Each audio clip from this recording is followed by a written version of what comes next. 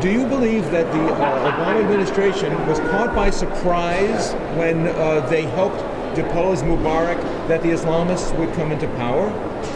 Well, I think they were caught by the events. I don't think that they abetted Mubarak's fall. Mubarak fell because he genuinely lost the popularity with the Egyptian people. And they recognized that reality early on, perhaps earlier than others, which opened them to some criticism, including criticism by me. But in retrospect, Mubarak was on his way out and they were just acknowledging the inevitable. And what does this Arab Spring, you think, mean for Syria? Civil war. There's no way that Syria can easily be reconstituted as a state as it was before the violence broke out. You're going to have quite probably fragmentation, which will follow the civil war. And we'll have to await either some other framework for understanding as between the various factions and sects, or a strongman to sort things out. Would you see another Islamist government come in, which could be a threat to Israel's security? It's possible that Islamists would make a bid for power in Syria.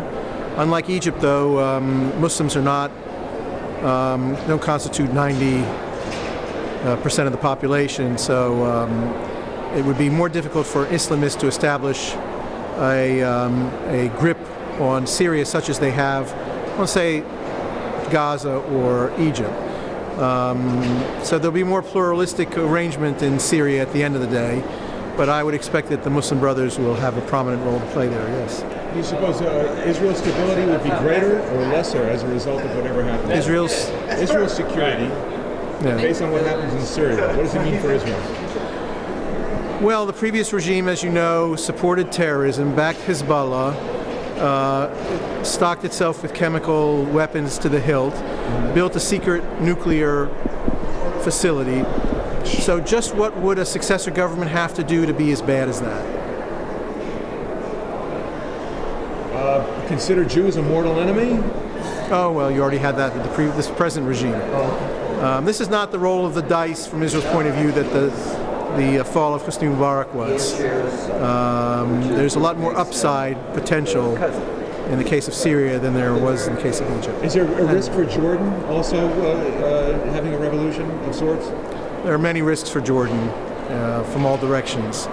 But I think the primary risk they have to look to is for their own domestic situation, the growing disaffection by some in the Jordanian elite with the king, and of course the Palestinian population, whose loyalty is conditional.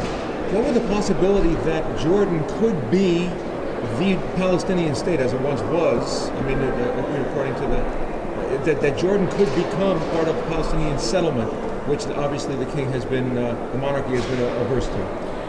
Well, if we're going to start thinking about outside the box, then I think that there is room to think in that direction. If there are some out there who say that there could conceivably be a one-state solution between Israel and the Palestinians, I would say this. Have you first considered the greater feasibility of a Jordanian-Palestinian confederation? Obviously, there's much more in common on both sides of the Jordan as between the West Bank and Jordan than there is between Palestinians and Israelis.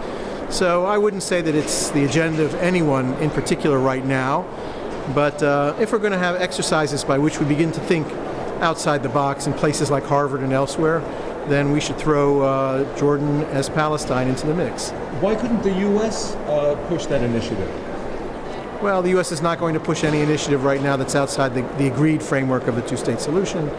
And two states, Israel and Jordan. Yes, and it would probably be unwise for any administration at this point in time to rock the boat until all efforts to effect a two-state solution have been exhausted, and I think we're far from that.